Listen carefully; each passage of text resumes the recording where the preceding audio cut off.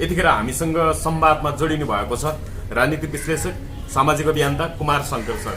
कुमारजी, यहाँलाई स्वागत छ। नमस्कार, स्वागत। आराम हुनुहुन्छ? आराम छु।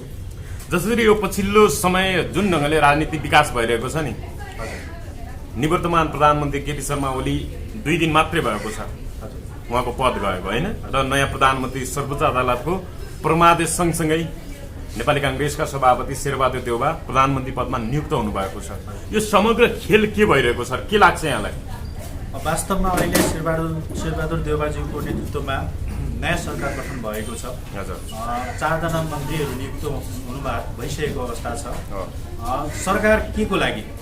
अब सरकार जनताको लागि, जनताको हक हितको काम गर्नको लागि, विकास निर्माणको काम गर्नको लागि, समग्र देशको आर्थिक उन्नतिलाई चाहिँ नि कुन किसिमले परिवर्तन गर्नुपर्ने हो त्यसको लागि कि सरकार अब दोहोरिँदै 4 चोटि 5 चोटि कतिचोटि प्रधानमन्त्री भइसकेको पात्रहरू दोहोरिराखेको अवस्था छ जुन नेपालको कन्टेक्स्टमा वर्षौँदेखिको।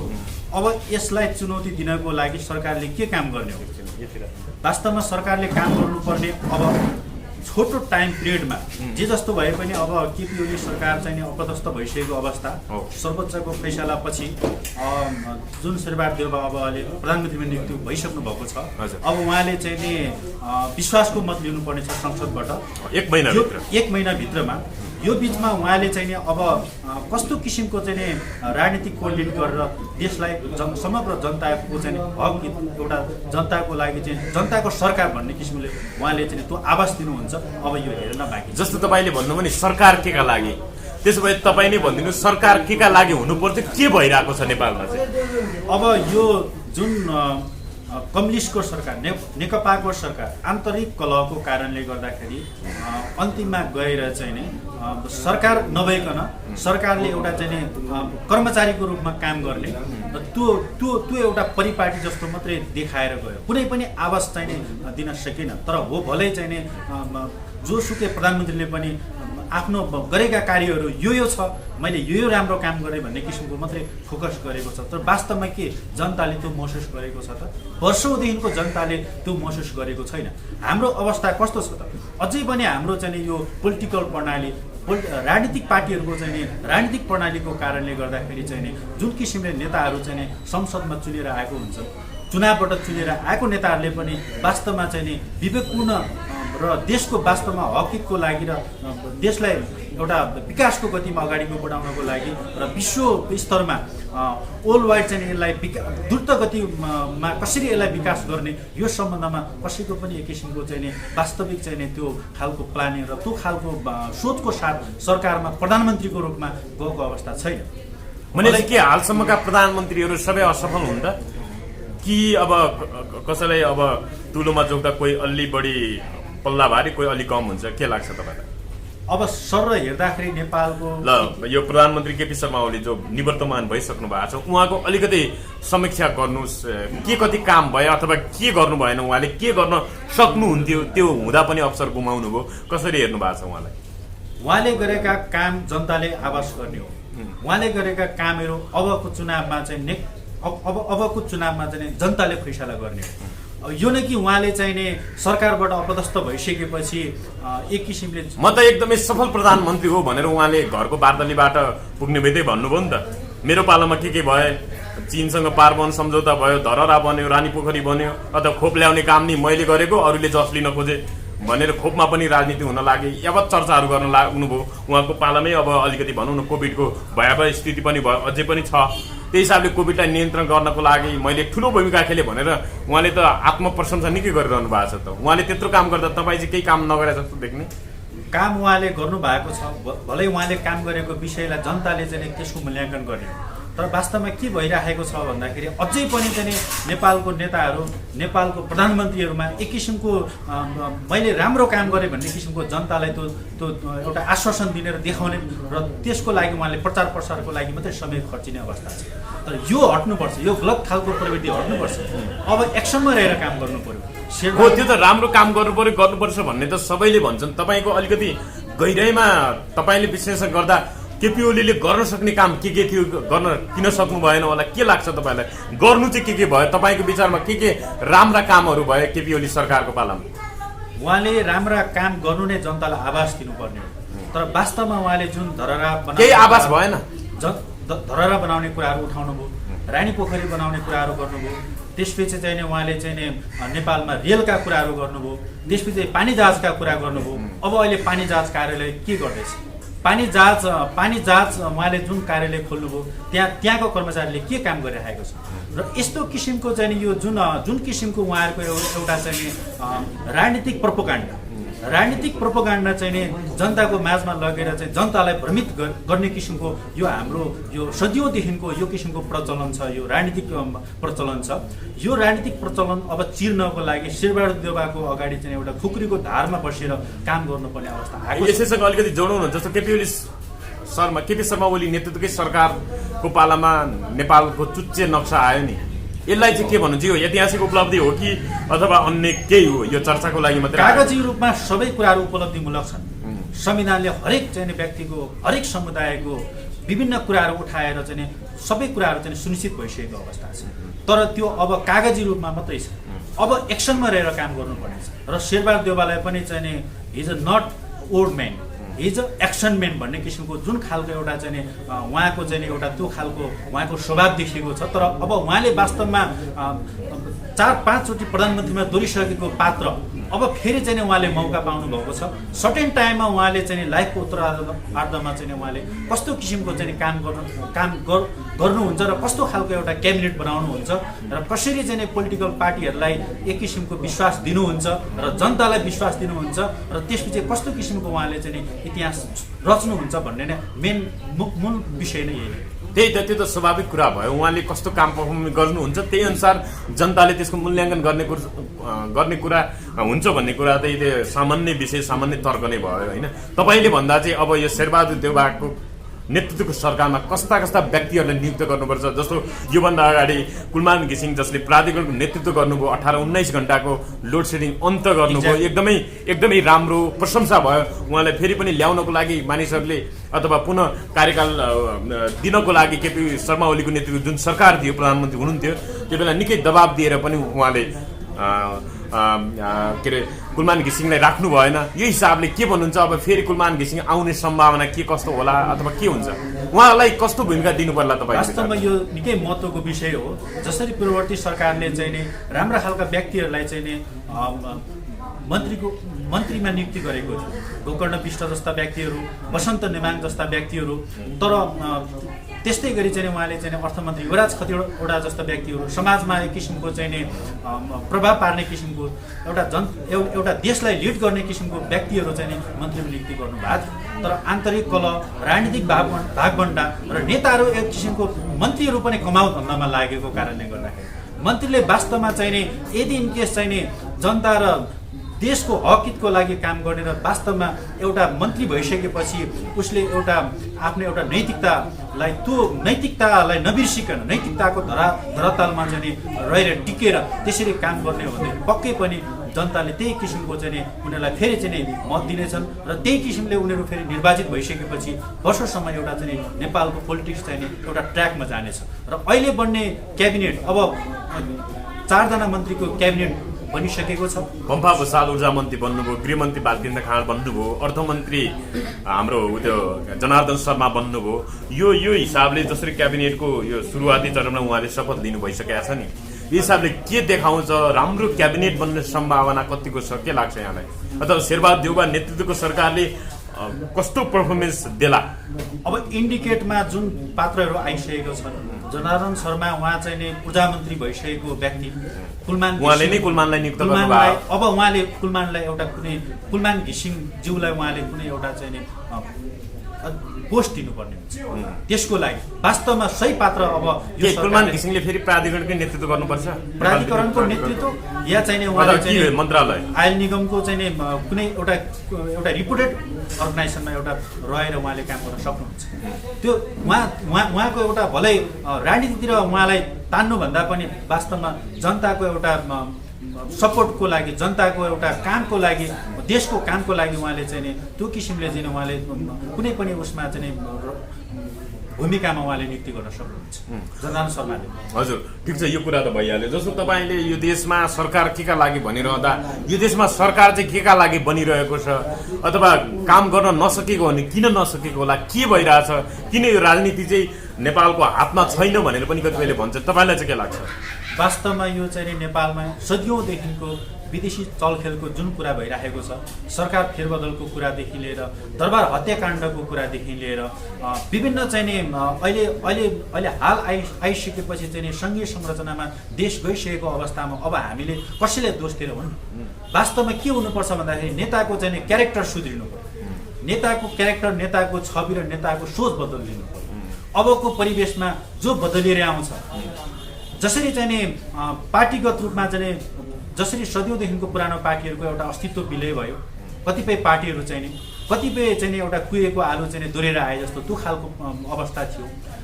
त्यो बिचमा वैकल्पिक शक्तिको रूपमा विभिन्न पार्टीहरू पनि नयाँ पार्टीहरूको उदय भयो, तर ती पार्टीहरूले पनि एक किसिमको चाहिँ जनताको अभिमतबाट निर्वाचित भएर आउन पाएको छैन र त्यो सक्ने चान्स भएन।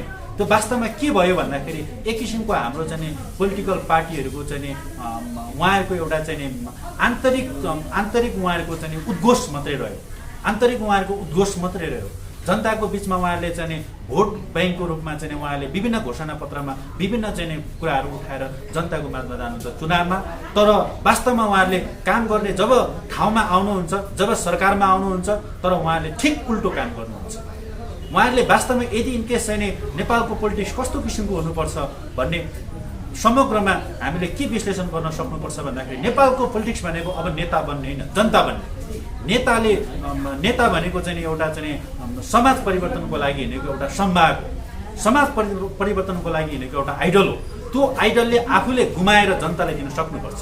तर भएको के छ भन्दाखेरि 5-6 महिना मन्त्री हुने, प्रधानमन्त्री हुने, त्यसपछि चाहिँ नि लुट नसके लुट भन्ने किसिमको एउटा चाहिँ गीतको चरितार्थ जस्तो त्यो किसिमको क्यारेक्टर देख्नुहुन्न नेताको। वास्तवमा अब नेता एउटा अग्नि परीक्षामा रहेर नेताले काम गर्न सक्नुपर्छ र मात्रै राजनीतिले, नेपालको राजनीतिले पनि सही ट्र्याक लिन सक्छ र देशको अस्तित्व पनि चाहिँ सङ्कटमा पर्दैन र त्यसपछि समग्रमा हामीले नेतालाई बनाउँदै लाने हो र आफू पनि बन्दै लाने। जस्तो प्रधानमन्त्री, नवनियुक्त प्रधानमन्त्री शेरबहादुर देउवा नियुक्त हुने बित्तिकै फरार रहेका जो बालुवाटारको जग्गा प्रकरणमा मुछिएका नेपाली काङ्ग्रेसका उपाध्यक्ष उपसभापति पनि हुनुहुन्छ विजय कुमार कक्षेदार, उहाँ एकाएक जिल्ला अदालतमा हाजिर भएर धरोकीमा रिहा हुनु, 10 लाख धरोकीमा। त्यहाँ करोडौँको खेल छ जग्गा, त्यो मुहिम कायम गरेर उहाँले त्यो निजी भन्नाले व्यक्तिको नाममा त्यो जग्गा दिएको कुरा, यसले के सङ्केत गर्छ? अब अर्को कुरा, रौतहटमा त्यसरी जुन हत्याकाण्ड भयो, मान्छेहरूलाई जिउँदै जलाउने काम भएको छ भट्टीमा राखेर। मोहम्मद अफ्ताब आलम जो नेपाली काङ्ग्रेसकै नेता हुनुहुन्छ, पूर्व सांसद पनि हुनुहुन्छ होइन, उहाँको पक्षका मानिसहरू अहिले खुसियाली छाइरहेका छन्। यसले के सङ्केत गर्छ? देशको प्रधानमन्त्रीले कुनै पनि गहन निर्णय गर्न नसक्ने, देशको प्रधानमन्त्रीले कुनै पनि गहन भिजन लिन नसक्ने र देशको प्रधानमन्त्रीले विभिन्न चाहिने समुदायको चाहिँ हक अधिकार, विभिन्न चाहिने पोलिटिकल पार्टीहरूलाई चाहिँ कोअर्डिनेट गरेर त्यो किसिमको उसले चाहिँ नेतृत्वदायी भूमिका खेल्न नसक्ने, यही नै हो मूल कारण भनेको। यो भनेको चाहिँ केपी ओलीको सरकारको पालामा पनि जसरी नवराज सिलवाल चाहिँ नि जेलबाट मुक्त भएको अवस्था भयो, उहाँ चाहिँ नि यस्तै गरी चाहिँ नि अहिले शेरबहादुर देउवा प्रधानमन्त्री भएको अवस्थामा पनि विजय कुमार कक्षेदार चाहिँ नि जेलबाट छुट्नुभयो धरोटीमा। यो मैले यही मूल विषय नै यही नै हो। वास्तवमा के भइरहेको छ भन्दाखेरि चाहिँ नि यहाँ चाहिँ नि पार्टीगत रूपमा त्यसपछि चाहिँ नि जनतालाई चाहिँ नि एउटा चाहिँ नि जनतालाई चाहिँ देखा जनतालाई चाहिँ दिन दहाडै चाहिँ नि एक किसिमको चाहिँ नि छारो हान्ने किसिमको काम भइरहेको छ। वास्तवमा चाहिँ नि अदालत के हो, न्याय के हो भन्ने किसिमको यो उहाँहरूले आफैले त्यो किसिमको चाहिँ नि गलत खालको परिपाटी चाहिँ नि मा चाहिँ नि उहाँहरू घुमिरहनु भएको। शक्तिको आडमा त्यसो भए अपराध गर्न अथवा अपराध गरेका मानिसहरू पनि के मुक्त हुने अथवा के हुन्छ जस्तै हुने हो केपी ओलीको सरकार त सत्ता र शक्तिको उन्माद जे पनि हुने हो यहाँ अपराध गर्नेहरू पनि छुट्ने यस्तै हुने हो जसरी केपी ओलीको सरकार चाहिँ नि आन्तरिक पार्टीको चाहिँ नि कलह भनेको छ सरकारको सपोर्ट बिना चाहिँ नि सरकार ढल्यो आफ्नै पार्टीको नेताहरूले सरकारलाई सपोर्ट गर्न सकेन अरू पार्टीलाई चाहिँ नि आफ्नै पार्टीको नेताहरूले चाहिँ सपोर्ट गरेर चाहिँ नि हाम्रो सरकारलाई ढाल्ने अवस्था आयो भन्ने किसिमको केपी ओली ज्यूको जुन विश्लेषण रह्यो वास्तवमा त्यो सही चाहिँ होइन वास्तवमा यो चाहिँ नि नेताहरूको एउटा एक किसिमको जुन आन्तरिक मेजोरिटी छ आन्तरिक चाहिँ नि नेताहरूको एउटा चाहिँ राजनीतिक मेजोरिटी छ त्यो मेजोरिटी नै जनताको एउटा चाहिँ हक हितको लागि काम नगर्ने एउटा कलङ्कको रूपमा इस्टाब्लिस भइरहेको छ र त्यो गइरहेको छ यो ट्र्याकलाई बदल्नु पर्ने अवस्था आएको छ जस्तो नि कुमारजी कुनै समय भन्नाले आजभन्दा 4-5 वर्ष अगाडि एउटा मानसिकता के थियो भने कुनै पनि दल शक्तिशाली हुन सकेनन् बहुमत प्राप्त गर्न सकेनन् त्यही भएर हामीले स्थायी सरकार पाएनौँ र विकास निर्माण हुन सकेन भन्ने हामीलाई अथवा नेपाली जनतालाई एक ढङ्गको त्यो भान हुन्थ्यो तर कम्युनिस्टको सरकारलाई त जसरी यो नेकपा भयो होइन त्योभन्दा अगाडि चुनावमा त नेकपा माओवादी केन्द्र र नेकपा एमाले थियो उनीहरू दुईटैको गरेर झन्डै दुईटै मत जनताले दिए नि तर यत्रो बलियो शक्ति पनि अहिले हेर्नु त आन्तरिक त्यो विवादका कारण खल्ली बल्ली भन्नाले एक ढङ्गले द्वन्द्वका कारण यो टुक्रा टुक्रा विवादित भयो आखिर नेपाली जनताले दलहरूलाई भोट किन दिने बलियो बनाउँदा पनि नहुने अथवा स्थायी सरकारको आशा गरेर दुईटै जति मत दिँदा नि नहुने अब कमजोर मत दियो अथवा अल्पमत जस्तो भयो भने त झन् धेरै पार्टीको गठबन्धनभन्दा त्यो सरकार बलियो नहुन सक्यो त्यसले झन् कसरी काम गर्न सक्ला पुरै निराशा जस्तो भयो कि यो स्थिति किन आएको छ यो के कारणले भइरहेको छ तपाईँलाई के लाग्छ अब हामीले के गर्न सक्नुपर्छ भन्दाखेरि आगामी चुनावमा यसको गतिलो चाहिँ एन्सर दिन सक्नुपर्छ गतिलो एन्सर भनेको जनताको पक्षमा काम गर्ने प्रधानमन्त्रीको जनताको लागि काम गर्ने नेताको अहोरात्र खटेर काम कसले गर्न सक्दछ जसरी चाहिँ नि कोरोनाको चाहिँ नि टाइम पिरियडमा पनि एउटा कुनै राजनीतिक कलह उत्खनन हुन बित्तिकै जसरी पार्टीको चाहिँ कार्यकर्ताहरू चाहिँ सडकमा उतार्ने काम गरियो तर जनतालाई घरमा थुन्ने काम गरियो व्यापार व्यवसाय बन्द गरियो व्यापार व्यवसाय चल्न दिएन तर राजनीतिक इस्युजका कुराहरू जसरी चाहिँ सर्वोच्चमा चाहिँ कोरोनाको टाइम पिरियडमै उहाँहरू चाहिँ हस्ताक्षर गरेर नयाँ सरकार बनाउनको लागि भनेर खुलेआम लाइनमा बसेर त्यो किसिमको एउटा पोलिटिकल रवैया देखियो एउटा वास्तवमा के भइरहेको छ भन्दाखेरि राजनीतिले जनतालाई चाहिँ जनतामाथि चाहिँ शासन गरिरहेको छ राजनीतिले वास्तवमा जनताको लागि चाहिँ जनताको लागि चाहिँ राजनीतिले काम गर्न सकेको अवस्था छैन जनता राजनीति भनेको चाहिँ राजनीति भनेको त्यही हुन सकेको छैन के हुनुपर्छ भन्न खोजे अब हामी बीचमा चाहिँ धेरै किसिमको चुनौतीहरू खडा भइसकेको अवस्था छ हामीले आगामी चुनावमा चाहिँ नेता पनि छान्नुपर्ने अवस्था छ तपाईँको विश्लेषणले के भन्छ यो देउबाको नेतृत्वमा अब के हुन्छ चुनाव हुन्छ अथवा यो एक महिनाभित्र जसरी उहाँले विश्वासको मत लिनुपर्छ नि अब माधव पक्षले अथवा जसोभाको कुनै एउटा पक्षले साथ दिएन भने त फेरि यो अल्पमतमा पर्छ र संसद विघटन हुने स्थिति आउँछ तपाईँलाई चाहिँ के लाग्छ यो राजनीतिक कोर्स कसरी जाला अथवा देउबाकै नेतृत्वमा चुनाव होला कि के हुन्छ अब यो के छ भने जुनसुकै पोलिटिकल पार्टीहरू जसरी अब आगामी चुनावमा उहाँहरू आफ्ना घोषणापत्र लिएर चाहिँ चुनावी एजेन्डाको रूपमा जानुहुन्छ त्यो बिचमा हामीले यस्तो मेजोरिटी बनाउनु पर्ने हुन्छ कि हामी पनि यति शिक्षित हुनुपर्ने अवस्था छ कि अब भोट त्यत्तिकै खेर जान दिनुहुन्न भोट वास्तवमै नेपाल बनाउने हो भनेदेखि चाहिँ कुनै पनि पार्टी बनेर होइन पार्टी मजबुत भएर होइन कुनै पनि पार्टीले चाहिँ बहुमत लिएर नहुने रहेछ अब वास्तवमा नेताको क्यारेक्टर सही भएको व्यक्तिले मात्रै देश लिड गर्न सक्छ र त्यो घोषणापत्रमा मात्रै हामी चाहिँ अनदेखा अनसुना रूपमा चाहिँ एउटा पार्टीले चाहिँ एक किसिमको चाहिँ आश्वासन दिने बित्तिकै त्यतैतिर ढल्किनु पर्ने अहिले हाम्रो समाज त्यही त तपाईँले यो भनिरहँदा नि जस्तो काङ्ग्रेसका पनि सबैलाई नदिएर राम्रा पात्रहरूलाई मात्रै छान्ने भनौँ हामी एकछिनको लागि नेकपा एमालेकालाई त्यसै भनौँ नेकपा माओवादीको पनि त्यसै भनौँ तर त्यसो भनिरहँदा राम्रा मान्छेलाई मात्रै छान्ने भन्दा पनि भोलि त उनीहरूले फेरि पार्टीको डिसिजन भन्दा बाहिर जाँदैनन् अनि त्यो गर्दा पनि त फेरि स्थिति त त्यही आउने होला नि त हामीले दबाब दिनुपर्ने हुन्छ बहुमत दिएर पनि नहुने नदिएर पनि नहुने हामीले खास हुन खोजेको चाहिँ के हो हामीले अब यही नै दबाब दिनुपर्ने हुन्छ जब उहाँहरू चुनावी एजेन्डाको रूपमा अब चुनावमा उहाँहरू जनताको घर दैलोमा आउनुहुन्छ स्थानीय तहमा आउनुहुन्छ उहाँहरू चाहिँ जतिसुकै राजनीतिक सङ्गठनमा जुनसुकै पार्टीको सङ्गठनमा रहे पनि उहाँहरूको वास्तवमा उहाँहरूले अब तपाईँहरूले चाहिँ तपाईँले के गर्नुहुन्छ तपाईँले अब हाम्रो अगाडि जसरी एउटा चाहिँ एउटा सामान्य प्रोसेसमा कुनै काम गर्नको लागि 3 पुस्ते विवरण लिए सोसरा हामीले उहाँलाई चाहिँ त्यो किसिमको अग्नि परीक्षा तत्कालै दिन सक्नुपर्छ। त्यसपछि पनि मात्रै चाहिँ त्यसो भनिरहँदा विश्लेषकहरूले पनि आफ्नो कुराहरू मात्रै राख्ने, वैकल्पिक शक्तिलाई फेरि जनताले नपत्याउने, जस्तो विवेकशील साझा बन्यो, साझा होइन त्यो हो, एकता नि भयो, फेरि बिच टुट्यो पनि, अनि फेरि मान्छेहरूले तिनीहरूलाई नयाँ शक्तिलाई अथवा वैकल्पिक शक्तिलाई खासै पत्याउँदैन। त्यो हिसाबले यो नेपालको राजनीति पुरै निराशामा छाएको छ नि, होइन र? अब निराशामा छाएको छ। अब बन्ने मन्त्रीले चाहिँ त्यसको अब कसरी वैकल्पिक शक्ति निर्माण गरेर जाने हो कि यही पुराना पार्टीहरूलाई फेरि टेस्ट गरिरहने हो कि तपाईँले भने जस्तै कि पुरानै पार्टीभित्रका राम्रा मान्छेहरूलाई मात्रै भोट दिएर जिताएर फेरि एउटा देश बनाउने अभियानमा लाग्न सकिन्छ कि के होला त विकल्प? अब भनिदिनुहोस्। वैकल्पिक उम्मेदवार जो चाहिने समाजमा छवि बनाइसकेको छ, जसले चाहिने समाज सेवाको लागि, जसले विकासको लागि, जसले जनताको हक हितको लागि समय खर्चेको छ, जो पछि परिराखेको छ र चाहिँ चुनावी एजेन्डामा जसले पार्टीको अध्यक्षलाई चाहिँ करोडौँ रुपियाँ चाहिँ सहयोग गर्न सक्छ, अथवा चुनावमा भएको खर्चहरू उसले चाहिँ ऋण जुनसुकै चाहिँ पहुँचबाट उसले चाहिँ उपलब्ध गरेर चाहिँ जसरी चुनाव लडेर जित्न सक्छ, यस्तो खालको व्यक्तिलाई हामीले प्रोत्साहन गर्ने होइन।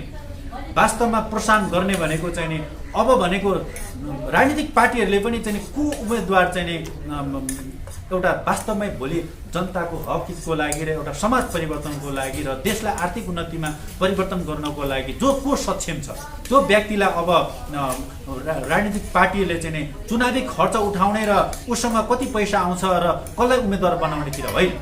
अब वास्तवमा को पात्रलाई चाहिँ कति खर्च गरेर देश बनाउन सकिन्छ, को उम्मेदवारलाई खर्च गरिसकेपछि वास्तवमा जनताको अगाडि अब अग्नि परीक्षा यही छ कि उहाँले सत्य बोल्नुपर्ने हुन्छ।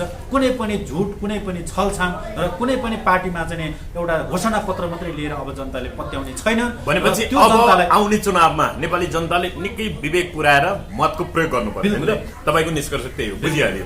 अब अलिकति हामी फरक प्रसङ्गमा पनि कुराकानी गरौँ। जस्तो 21औं शताब्दी हो नि आज, तर आज पनि विभेदका कुराहरू उठिरहेका छन्। जस्तो रूपा सुनार जो सञ्चारकर्मी अनि कलाकार पनि हुनुहुन्छ, उहाँले जाति विभेद भयो भन्दै जुन ढङ्गको केस दर्ता गर्नुभयो घरपेटी, यहाँ बबरमलको घरपेटी सरस्वती प्रधान विरुद्ध, यो खास के भएको? अहिले सर्वोच्चमा पनि यसको बारेमा बहस भइरहेको छ। सायद अब केही समय पछाडि यसको फैसला पनि आउला एक ढङ्गले। के भन्नुहुन्छ, यसलाई चाहिँ कसरी लिनु भएको छ? यो अब यो सामाजिक कतिपयले यसलाई परिचालित भयो रूपा भनेर पनि तर्क वितर्क गरेका छन्। के हो यो? विभिन्न किसिमका सामाजिक कन्फ्लिक्ट छन्। यो किसिमका कन्फ्लिक्टहरू, वर्ग विभाजनको कुराहरू अहिले चाहिँ हाम्रो कम्युनिस्टको सरकार पनि अपदस्थ भइसकेको अवस्था, सङ्घीय संरचनामा देश गइसकेको अवस्था, गणतान्त्रिक मुलुक भइसकेको अवस्था र यो बिचमा विभिन्न परिवर्तन हुने कुराहरू चाहिँ समाजमा एक किसिमको चाहिँ अभ्यासको क्रममा छ। र यो अभ्यासको क्रममा अब कसरी चिर्न सक्छ जबकि संविधानमा विभिन्न चाहिँ कुराहरू उल्लेख भइसकेको, विभिन्न हक अधिकारका कुराहरू, विभिन्न कुराहरू सुनिश्चित भइसकेको कुराहरू तिमीहरूले त पक्कै पनि कागजी खोस्टोको रूपमा मात्रै यसलाई चाहिँ जनतालाई भुल्याउने काम गरेको रहेछ। वास्तवमा समाज परिवर्तन भइसकेको रहेनछ। भाकै हो तपाईँको विचारमा? रूपालाई विभेद भाकै हो कि लाग्छ? वास्तवमा एक किसिमको रूपामा जाति विभेद भाकै हो अथवा के हो यो घटना? वास्तवमा यो एक किसिमको चाहिँ विभेदै हो। विभेदै हो, एउटा कास्टिजमको कारणले गर्दाखेरि उठेको इस्युज हो। तर सरस्वती प्रधानले त मलाई फसाउन चाहे भन्ने तरिकाले उहाँले पनि त एकदमै उजुरी दिनुभएको छ नि। हो, यो खालको हाम्रो समाजको संरचना, यो खालको हाम्रो एक किसिमको चाहिँ सोच र यो किसिमको हाम्रो कन्जर्भेटिभ सोचलाई हामी चिर्नको लागि हामी अब अहिले 21औं शताब्दीको चाहिँ सचेत नागरिक, सचेत चेतनशील नागरिक र हामी देश बनाउनको लागि समग्रमा सबै कुरालाई चाहिँ कसरी हातमा हात, काँधमा काँध थापेर हुन्छ, कसरी हुन्छ देशभित्रको आन्तरिक समस्यालाई विश्व समुदाय बिचमा चाहिँ हामीले कसरी उदाहरण प्रस्तुत गर्न सकिन्छ, यसलाई सर्टेन टाइममा हामीले यो यावत विषयहरूलाई सल्टाउन सक्नुपर्छ। जस्तो तपाईँले भन्नुभयो नि विभेद भएको हो भने विभेद हटाउनको लागि अब हामी सबै कसरी जुट्नुपर्छ, कसरी यसलाई समाधान गर्न पहल गर्नुपर्छ? जुट्नुपर्छ, शैक्षिक स्तरको व्यक्ति जुट्नुपर्छ, सामाजिक अभियन्ता जुट्नुपर्छ, नागरिक अधिकार कर्मी जुट्नुपर्छ, राजनीतिक नेता। विभेद गर्न पाइँदैन भनेर त संविधानमै छ, कानुनमै उल्लेख छ। राजनीतिक नेता जुट्नुपर्छ।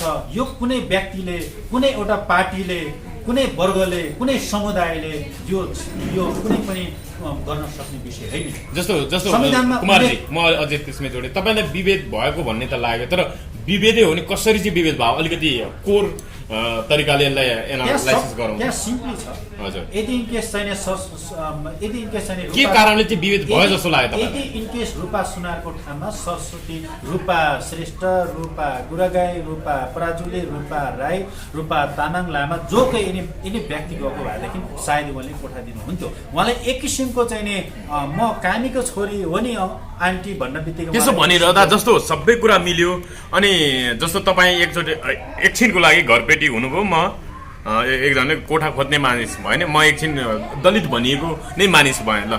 जस्तो मैले चाहिँ सबै कुरा तपाईँसँग कुराकानी मिल्यो हाम्रो, अनि म त दलित हो नि, तपाईँले त सानो भनेर फेरि मलाई गाह्रो पार्नुहुन्छ होला भनेको मैले कतै तपाईँलाई स्टिमुलेट त गरिरहेको छैन, तपाईँलाई विभेद गर्नको लागि उक्साइरहेको त होइन जस्तो पनि देखिएला नि। त्यसरी बुझ्नु भएन। उहाँले रूपा सुनारले भन्न खोजेको चाहिँ मूल विषय के हो भन्दाखेरि पछि यदि इनकेस मेरो कास्ट थाहा पाइसकेपछि बा मलाई अप्ठ्यारो पर्ने हो कि तपाईँहरूलाई अप्ठ्यारो पर्ने हो कि त्यो कास्टको कुरो निकाल्नै पर्ने आवश्यकता थियो होला र, किनभने सबै कुरा मिलिरहेको थियो। त्यो खुलस्त अहिलेको चाहिँ नि निकाल्नै पर्थ्यो उहाँले भन्नै पर्थ्यो।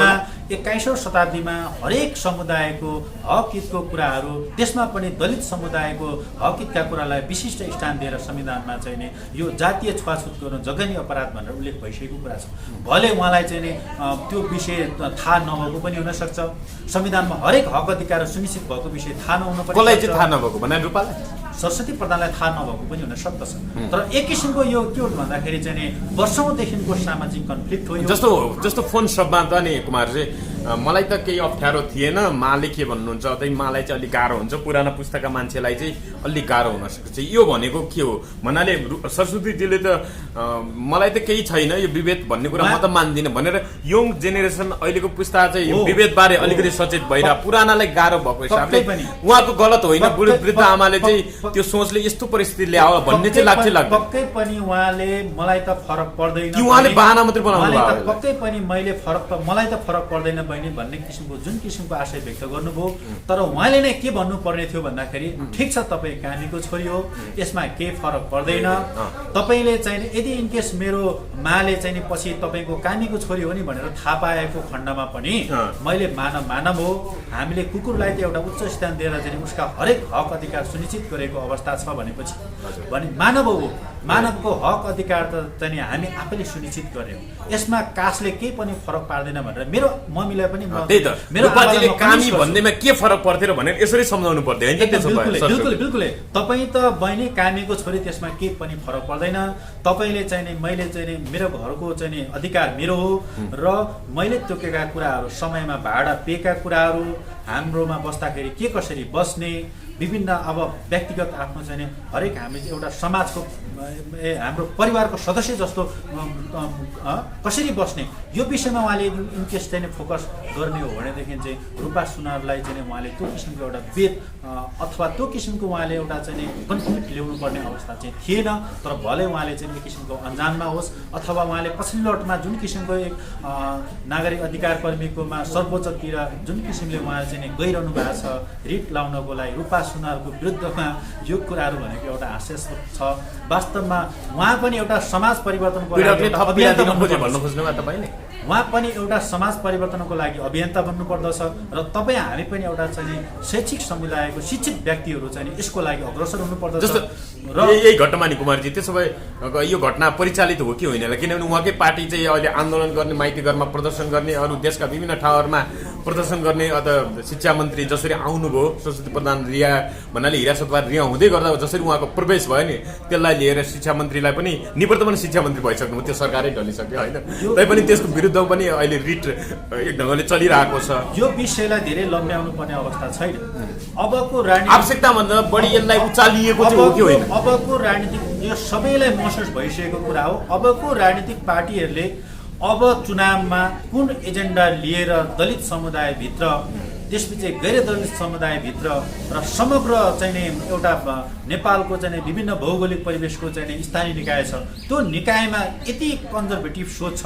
त्यो कन्जर्भेटिभ सोचको कन्फ्लिक्टलाई कसरी उहाँहरूले चाहिँ सोल्युसन गर्नुहुन्छ, अब यही नै हेर्न बाँकी छ। वास्तवमा यो रूपा सुना र सरस्वती प्रधानको विषयलाई अब धेरै उठाउनु पर्ने अवस्था छैन। यो वास्तवमा सरासर एउटा जातको कारणले नै उठेको विषय हो भन्ने त्यही त यो विषय एक ढङ्गले न्यायिक प्रोसेसमा न्याय मिलेरै अन्त्य हुने चाहिँ कतिको विश्वास अब लागेको छ न्याय तपाईलाई? मिल्ने भनेको एकमात्र सोल्युसन के हो भन्दाखेरि सरस्वती अथवा उहाँहरू प्रधानज्यूले- बीच यसलाई धेरै नतन्काउ भनेर मिल्नु पर्ने अब सरस्वती प्रधानज्यूले- एकछिन है, फेरि सुरुबाट बोल्नु त अलि भएन ल अलिकता। अब सरस्वती प्रधानज्यूले यो विषयमा के गर्नु पर्यो भन्दाखेरि सर्वोच्चतिर मानव अधिकार आयोगतिर विभिन्न चाहिँ नि नेवा सङ्गठन विभिन्न चाहिँ नि भनौँ न एउटा उहाँले चाहिँ जसरी दोग्रिरहनु भएको छ कुदिरहनु भएको छ यतातिर समय नखर्चिनुहोस्। सरस्वतीज्यू तपाईँहरूलाई मेरो आग्रह छ, यो पक्कै पनि दलित कामीको छोरी भन्न बित्तिकै म झस्के बजाएर जसरी भन्नुभयो, अब तपाईँ एक किसिमले होला तपाईँ चाहिँ नि केही समय हिरासतमा बस्दाखेरि तपाईँलाई एक किसिमको चाहिँ नि अपमान जस्तो तपाईँलाई लाग्यो होला। यो त सिङ्गो नेवार समुदाय उठेको छ यसको वास्तवमा विरुद्ध। मैले कुनै न अपराध गरेको न मान्छे मारेको हो। रूपाले नै मैले आफ्नो मेरो- समुदायमाथि अँ, उल्टै विभेद गर्यो भनेर नेवार समुदाय उल्टेको छ। त्यही त यो किसिमको एउटा कन्फ्लिक्ट त आयो नि, तर यो किसिमको कन्फ्लिक्ट द्वन्द्व कसरी आयो भन्दाखेरि चाहिँ वास्तवमा एउटा जातको कारणले नै आएको हो। र अब यो विषयलाई कसरी सोल्युसन गर्नुपर्छ, कसरी यसलाई समाधानतिर हामी लाग्नु पर्दछ भन्दाखेरि रूपा सुनारले पनि सरस्वती प्रधानलाई कुनै नसिब दिने जघन्य अपराध गरेर उहाँले जेल राखेको होइन। उहाँले एउटा समाज परिवर्तनको लागि मैले कुनै पात्रलाई यसरी राखेँ भनेदेखि पक्कै पनि अब आउने पिँढीले अथवा मैले पनि पक्कै पनि मेरा हक अधिकार त सुनिश्चित भइसकेको छ नि त, तर मैले किन पाइनँ? तर यो विषय म समाजमा उठाउँछु। अब नेतालाई मैले चेतना दिन्छु अथवा नेताले पनि यो कुरा बुझ्नु पर्दछ। अब पोलिटिकल त्यही त फोन रेकर्डकै विषयलाई लिएर पनि कतिपयले किन रेकर्ड गर्यो मलाई फसाउनकै लागि हो यिनले भनेर सरस्वती जसरी बाबुजुरी दिन जानुभएको छ यसलाई कसरी हेर्नु? अलिकति घटनाक्रमले विभिन्न कुराहरू उठाएको छ, तर त्यसलाई भलै अलिकति हामी थाती राखेर एक स्टेप माथि उठेर हामीले अब के हेर्नु पर्दछ भन्दाखेरि यो कसको के रेकर्ड, रूपा सुनारले के रेकर्ड गर्यो, सरस्वती प्रधानज्यूले के बोल्नुभयो, त्यसपछि उहाँ फेरि हिरासतबाट छुटिसकेपछि गतिविधिहरू यो यतातिर अब हामी लम्बिनु हुँदैन। अब हामीले समय खर्चिने भनेको कहाँनिर हो भन्दाखेरि पक्कै पनि मानवलाई मानवको दर्जा दिनुपर्दछ। मानवलाई मानवको दर्जा दिनको लागि होला मैले बोल्दाखेरि मैले चाहिँ नि अलिकति चाहिँ नि त्यो किसिमको व्यवहार नदर्शाउँदाखेरि चाहिँ उसलाई पक्कै पनि के घात भयो होला। म पनि यदि केस कामीको छोरी भएर काहीँ कोठा खोज्दै हिँड्दाखेरि मैले पाउँथेँ कि पाउँदिनँ थिएँ भनेर सरस्वती प्रधानज्यूले पनि फिलिङ्स गर्नुपर्दछ। र यो विषयलाई दुईजना बसेर यसलाई चाहिँ नि टकरावको विषयमा होइन, यसलाई चाहिँ नि समुदायको बिचको झडपको विषयमा यो चाहिँ व्यक्तिगत मुद्दा बनाऊ, तर यो कुनै समुदायले अर्को समुदायलाई हालेको मुद्दा जस्तो नबनाऊ होइन। व्यक्तिगत विषय बिल्कुलै व्यक्तिगत हो र नेवार वर्सेस दलित भन्ने जस्तो तरिकाले नबुझौँ। बिल्कुलै यो गलत हो। हामी दलितको विषयलाई चाहिँ नि गैर दलित सबैजना हातमा हात काँधमा काँध अगाडि बढाएर यसलाई समाधान गर्ने। जसरी नेपालमा सती प्रथाको उन्मूलन भइसकेको अवस्था छ, वर्षौँदेखिको जाति प्रथा कसरी मौलाएको छ, र यो चाहिँ नि जुन एक किसिमको चाहिँ नि कन्जर्भेटिभ सोच छ, एक किसिमको हाम्रो चाहिँ नि भनौँ न हाम्रो वृद्ध आमा बुवा पुरातनवादी सोच पुरातनवादी चाहिँ नि अलिकति चाहिँ नि भनौँ रूढिवादी सोचहरू 55-50 को क्रस भइसकेका हाम्रा वृद्ध आमा बुवा भनौँ, उहाँहरूमा एक किसिमको चाहिँ नि त्यो चेतना छैन। तर त्यो चेतना विभिन्न चाहिँ नि सामाजिक सञ्जालबाट, त्यो चेतना विभिन्न मिडियाबाट र विभिन्न बसबाट र विभिन्न चाहिँ नि कार्यक्रम मार्फत राजनीतिक पार्टीहरूको पनि अब एजेन्डा आउनु पर्यो। शैक्षिक स्तरमा गाउँ स्थानीय तह विद्यालयबाट कलेजबाट हरेक किसिमको चाहिँ नि कार्यक्रम हुनुपर्दछ। र समाजमा एक किसिमको चाहिँ नि हामी नेपाली हो, हामी एकमात्र हाम्रो पहिचान भनेको हामी नेपाली हो। हामी विश्व स्तरमा फाइट गर्नको लागि जसरी चाहिँ नि हाम्रो अहिलेको चाहिँ नि एउटा चाहिँ नि रेसियो हेर्दाखेरि चाहिँ नि बेरोजगार युवाहरू चाहिँ नि लाखौँ बेरोजगार युवाहरू चाहिँ नि खाडीमा गएर चाहिँ नि वर्ल्ड वाइड विश्वमा गएर चाहिँ नि एक किसिमको चाहिँ नि सानातिना काम गरेर गुजारा टारेर चाहिँ नि यहाँ रेमिट्यान्सबाट देश बनाउन गइरहेको अवस्था छ भनेपछि चाहिँ नि यस्तो खालको हाम्रो समाजको बनावट छ। यो समाजको बनावटलाई चिर्नको लागि चाहिँ नि यस्ता सानातिना विषयलाई चाहिँ नि द्वन्द्वमा भिडाएर त्यही त समाज कुमारजी समाजको हामी बिचमा- एकदमै अन्त्यमा आइसकेका छौँ। यो नेवार भर्सेस दलित जस्तो गरेर जसरी यो विषयहरू आइरहेछ नि, यो कतैबाट कतैले यसलाई उक्साएर ठुलो बनाएर भन्नाले द्वन्द्व सिर्जना गरेर मुठभेडको स्थिति ल्याएर कसैले फाइदा लिने स्वार्थ लिने प्रयास चाहिँ भइरहेको छ कि छैन? अलिकति यसलाई कसरी अब पछिल्लो लटमा यसलाई एक किसिम यो विषयलाई यहाँ यही एक किसिमले चाहिँ नि सल्टाउन सकिन्छ भन्दाखेरि चाहिँ नि यो कुनै विषय कुनै चाहिँ नि समुदाय बिचलाई चाहिँ यसलाई कन्फ्लिक्टलाई चाहिँ नि प्राथमिकता कसैले दिएर माफी मागेर अथवा प्राथमिकता कुनै दिएर एउटा होइन, पक्षले माफी मागेर प्राथमिकता दिएर यसलाई होइन। भन्नाले यसको जुन यो एक ढङ्गले टेम्पोराइज भइरहेको छ यसलाई कम गर्न सकिन्छ कि? बिल्कुलै अब रूपा सुनारले पनि के भन्नु पर्यो भन्दाखेरि यो विषयलाई उठाउनु भएन। यो विषयलाई उहाँले ठिक छ, उहाँले चाहिँ नि उहाँमा पनि एक किसिमको चेतना भइसकेको छ। सरस्वती त्यही त सद्भाव बिग्रेला भनेर फेरि अन्याय विरुद्ध नलड्ने भन्ने त प्रश्न आउँदैन भन्छन् नि त कतिपय। सद्भावको लागि यो कन्फ्लिक्ट होइन, यो एउटा प्रतिनिधि पात्र मात्रै हो रूपा सुनार। तर त्यो विषय चाहिँ नि अब जातको कारणले गर्दाखेरि चाहिँ नि कसैलाई चाहिँ नि अपहेलित हुनु नपरोस्, कोही व्यक्ति अपहेलित हुनु नपरोस् र कसैले कोठा खोज्दाखेरि चाहिँ नि उसको जातको विषयलाई प्राथमिकता नदियोस् भन्ने विषय हो। र यो विषयलाई तिर्नको लागि भनेको अब सरस्वती प्रधानज्यूले पनि चाहिँ ठिक छ बहिनी, जति जेसुकै कमी कमजोरी भए पनि अब तिम्रो पनि केही विषयवस्तुलाई मैले चाहिँ नि आत्ममूल्याङ्कन गरेको छु, तिम्रो समुदायको हक अधिकारलाई पनि मैले के आत्ममूल्याङ्कन गरेँ र हाम्रो पनि आत्मआलोचना गर्दै माफी माग्नुपर्छ भन्नु खोज्नु भएको सरस्वतीजीले? बिल्कुलै उहाँहरू बिचमा अब जसरी जुन रूपमा घटनाक्रम चर्किँदै गएको अवस्था छ र सम्भवतः भलै उहाँले के गर्नु पर्थ्यो भन्दाखेरि जेलबाट छुटिसकेको अवस्थामा रूपा सुनारलाई पनि शिक्षा मन्त्रीले बोलाएर सँगै राखेर ल अब यो विषयलाई यसरी थाती राख्नु, उहाँ जे होस् उहाँमा पनि केही चेतना भयो, उहाँलाई पनि केही शैक्षिक क्लास भयो, उहाँले पनि केही सिक्नुभयो। अब तपाईँहरूको समुदायको लागि पनि उहाँले के बोल्नुहुन्छ, अब यस्तो कोठा नपाउने विषय हुँदैन, उहाँ त हुनुभयो तर अरूलाई पनि परिवर्तन गर्नको लागि अब हामी त्यसमा पनि केही सपोर्ट गर्छौँ है बहिनी भन्न त्यसरी इनिसिएसन ल्याएको भए एकदम प्रशंसा पाउँथे भन्न खोज्नु। त्यही साम्य हुन्थ्यो, तर जसरी यसलाई चर्काइयो त्यो चर्काउनु पर्ने विषय थिएन। हस् धन्यवाद कुमारजी यो समयको लागि। हामी पछि पनि कुनै विषय भयो र आवश्यकता पर्यो भने यहाँसँग जोडिनेछौँ। अहिलेको लागि धेरै धेरै धन्यवाद है।